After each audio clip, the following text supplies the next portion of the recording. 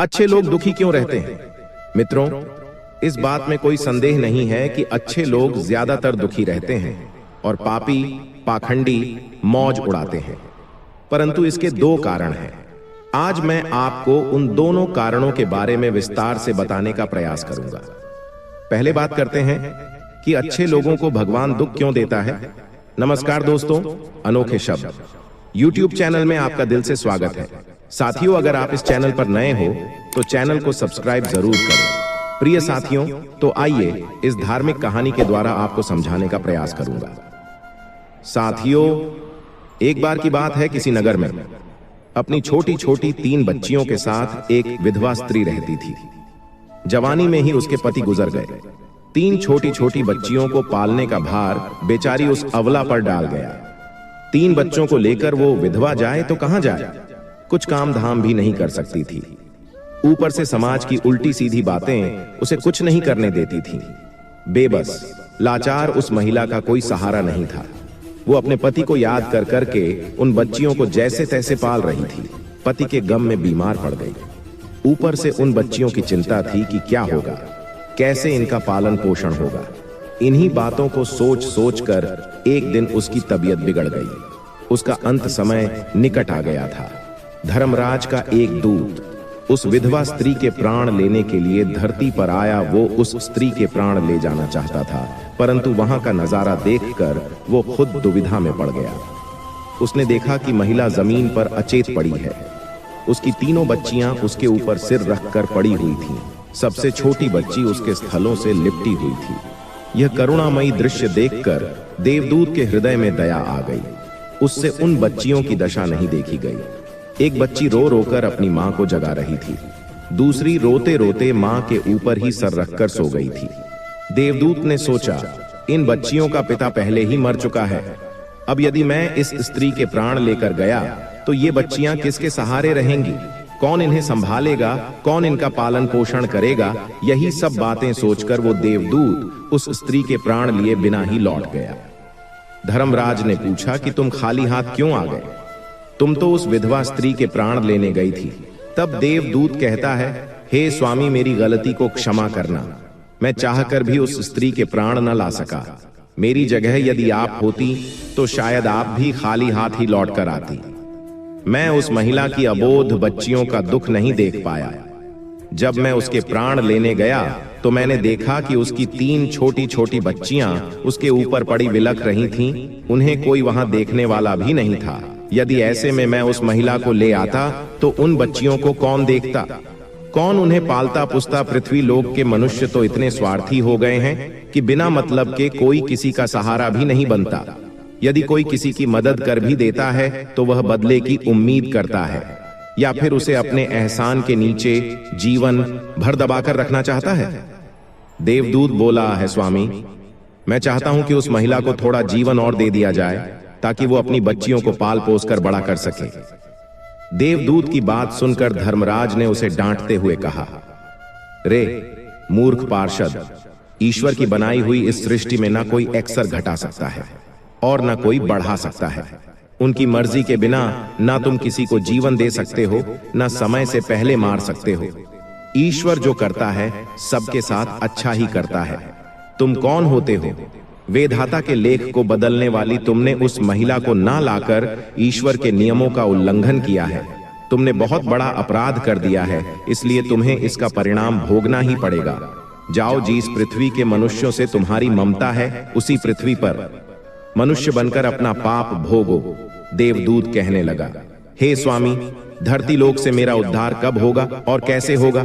तब धर्मराज कहते हैं, हे दूत, धरती पर जाकर जब तुम 3 बार अपनी मूर्खता पर खिलखिलाकर हंस लोगे तब तुम्हारा उद्धार हो जाएगा। मित्रों, इतना कहकर धर्मराज ने उस दूत को धरती पर धकेल दिया। वो धरती लोक पर मनुष्य शरीर में आ चुका था। उसके शरीर पर वस्त्र नहीं थी। मित्रों, यहां का एक नियम है कि जब कोई मनुष्य जन्म लेता है तो उस समय वह नग्न होता है। देवदूत ने जन्म तो नहीं लिया, पर वह निर्वस्त्र ही एक सड़क के किनारे पड़ा ठंड से ठिठुर रहा था। वहीं से एक मोची गुजर रहा था। वह मोची ठंड से बचाने के लिए अपने बच्चों को कपड़े लेने जा रहा था।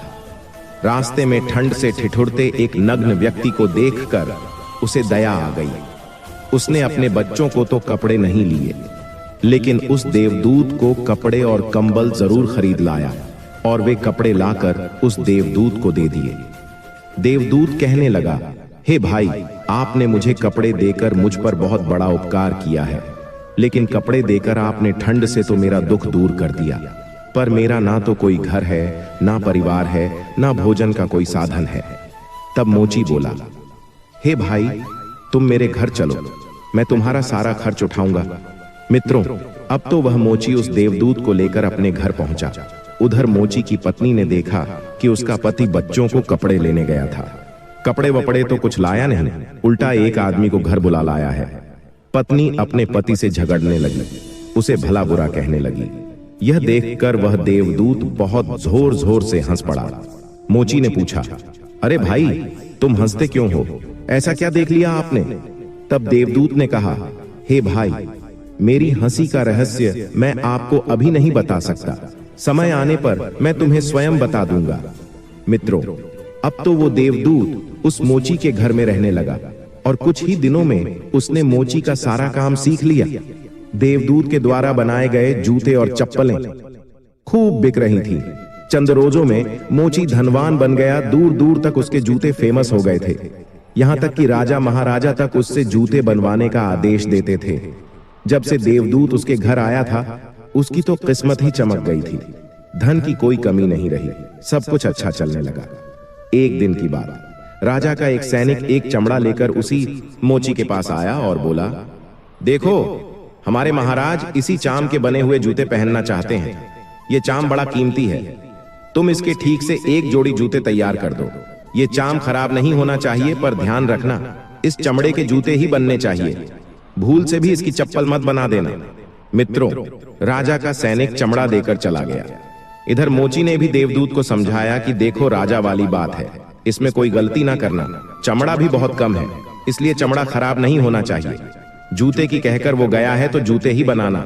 गलती से यदि चप्पल बना दी तो राजा हमें कठिन से कठिन सजा देगा।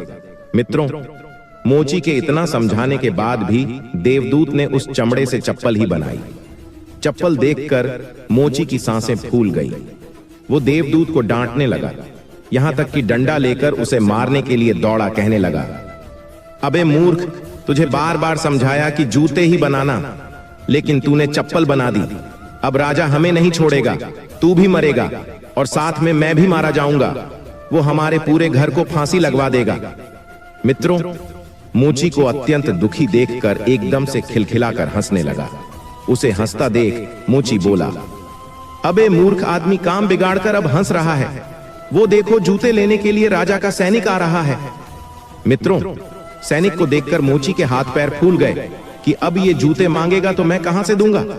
तब तक वो सैनिक पास में आ गया और बोला, हे मोची भाई, कल मैं जो तुम्हें चमड़ा दे गया था, उसके जूते मत बनाना, चप्पल बना देना, क्योंकि राजा साहब का देहांत हो गया है और यहाँ की ये प्रथा है कि मरने वाले व्यक्ति को चमड़े की चप्पलें पहनाकर अर्थी पर लिटाया जाता है। मित्रों, सैनिक की बात सुनकर मोची को ऐसा लगा जैसे मरे हुए शरीर में प्राण पड़ गए हैं। उसके हाथ से डंडा छूटकर जमीन पर गिर पड़ा और उसने देवदूत के पैर पकड़ लिए और उससे नाना भांति से माफी मांगने लगा। देवदूत मोची की इस हरकत पर खूब जोर जोर से हंस रहा था। मोची ने पूछा, हे भाई, तुम क्यों हंस रहे हो? तब देवदूत बोला, हे भाई, समय आने पर मैं अपने हंसने का कारण बता दूंगा। मित्रों, एक दिन के बाद मोची की दुकान पर 3 नौजवान लड़कियां एक बुढ़िया के साथ आई थीं। उन तीनों लड़कियों की शादी होने वाली थी। वे अपने लिए जूतों का नाप देने आई थीं। उन लड़कियों को देखकर देवदूत ने पहचान लिया कि ये वही तीनों लड़कियां हैं जिनकी मां को ना ले जाने के कारण आज मैं अपने किए की सजा भोग रहा हूं। पर ये लड़कियां तो अब जवान हो चुकी हैं, काफी सुंदर भी हैं, किसी अच्छे घर में पली बड़ी मालूम पड़ रही हैं। तब वो बुढ़िया कहती हैं, हाँ बेटी, इनकी मां इन्हें बचपन में ही छोड़कर चल बसी, इनका कोई सहारा नहीं रहा, तब मैंने इन्हें अपने पास रख लिया। मेरे पास करोड़ों की दौलत है, पर दुर्भाग्य से मेरा भी कोई नहीं है, तो मैंने इन्हें रख लिया, इन्हें पढ़ाया लिखवाना, इनकी परवरिश की। आज बहुत ही ऊंचे घराने में मैं इनका विवाह करने जा रही हूं। लड़कियों का भाग्य देखकर देवदूत सोचने लगा, परमात्मा जो करता है अच्छा ही करता है। यदि उस समय इनकी मां नहीं मरती तो ये तीनों भयानक गरीबी, भूखमरी और दरिद्रता में पड़ी रहती। इनकी मां के मरने के कारण आज ये तीनों लड़कियां बहुत बड़े घरों की बहुएं बनने जा रही हैं और इस बुढ़िया की करोड़ों की संपत्ति की मालिक भी बन चुकी है। यह बात सोचकर देवदूत पहले की अपनी मूर्खता को याद करके जोर जोर से हंसने लगा। वो 3 बार हंस चुका था। मोची ने पूछा, है भाई, अब तुम किसी लिए हंसी? कृपया अपनी हंसी का रहस्य समझाइए। तब देवदूत बोला, है भाई, मैं 3 बार हंस चुका हूं। अब मैं तुम्हें अपनी हंसी का कारण बताता हूं। सुनो, मैं एक देवदूत हूं। अभी अभी जो 3 लड़कियां जूतों का नाप देने आई थीं, जब ये तीनों छोटी थीं तो इनकी मां मर गई। पिता पहले ही मर चुका था। इन तीनों लड़कियों पर तरस खाकर मैं इसकी मां के प्राण नहीं ले गया। उसी कारण धर्मराज ने मुझे श्राप देकर धरती पर भेज दिया। मैं निर्वस्त्र एक सड़क किनारे पड़ा था। तब तुम मुझे अपने घर बुला लाए। घर आकर तुम्हारी पत्नी तुमसे खूब लड़ी थी, वो भी इसलिए कि तुमने अपने बच्चों के कपड़ों के पैसों से मेरे लिए कंबल और कपड़े खरीद दिए। तब मैं पहली बार तुम्हारी पत्नी की मूर्खता को देखकर बहुत हंसा था। तुम्हारी पत्नी उन पैसों को देखकर दुखी हो रही थी जो तुमने मेरे ऊपर खर्च किए थे, पर तुम्हारी पत्नी उस लाभ को नहीं देख पा रही थी जो मेरे आने के कारण तुम्हारे घर की किस्मत बदलने वाली थी। दूसरी बार मुझे हंसी तुम्हारी मूर्खता को देखकर आई, जब तुम राजा के जूते ना बनाने के कारण मुझे डंडा लेकर मारने के लिए दौड़े थे। उस समय तुम राजा के जूते वाली बात सोच रही थी, पर तुम्हें यह नहीं मालूम था कि राजा के साथ में क्या घटना घट गई है, जो राजा की जूतों से अधिक चप्पलों की आवश्यकता पड़ गई है। हम वहीं देखकर या सोचकर शोक या हर्ष मनाते हैं जो हम देखते हैं, पर हम उसे नहीं देख पाते जो हमें दिखाई नहीं देता, पर होने वाला होता है। कई बार परमात्मा हमारे अच्छे के लिए, हमारी भलाई के लिए हमारे साथ बुरा करता है, पर हम उसी बुरे को देखकर परमात्मा को कोसने लगते हैं। हम उस अच्छे को नहीं देख पाते हैं जो भविष्य में हमारे साथ होने वाला होता है। कई बार वर्तमान में हमारे साथ अच्छा होता है, तब हम बहुत खुश होते हैं, पर भविष्य में हमारे साथ बुरा हो जाता है। उस घटना को हम नहीं देख पाते। किसी घटना के साथ अच्छा या बुरा दोनों तरह के परिणाम जुड़े हो सकते हैं। हमें हर घटना को ईश्वर की इच्छा समझकर चलना चाहिए। अच्छे लोग दुखी क्यों रहते हैं? इसके दोनों कारण यही हैं। पहले तो अच्छे लोगों के साथ बुरा इसलिए घट जाता है कि बाद में उनके साथ अच्छा हो सके, और दूसरा कारण यह है कि अच्छे लोग दुखी रहते हैं। इसका दूसरा कारण है उनको ईश्वर से जुड़े रहने के लिए जरूरी है कि उन पर दुख आते रहना चाहिए। मित्रों, इस प्रकार वो देवदूत उस मोची को समझाकर फिर से धर्मराज के यहां चला गया। मित्रों, ये कहानी आपको कैसी लगी? Comment section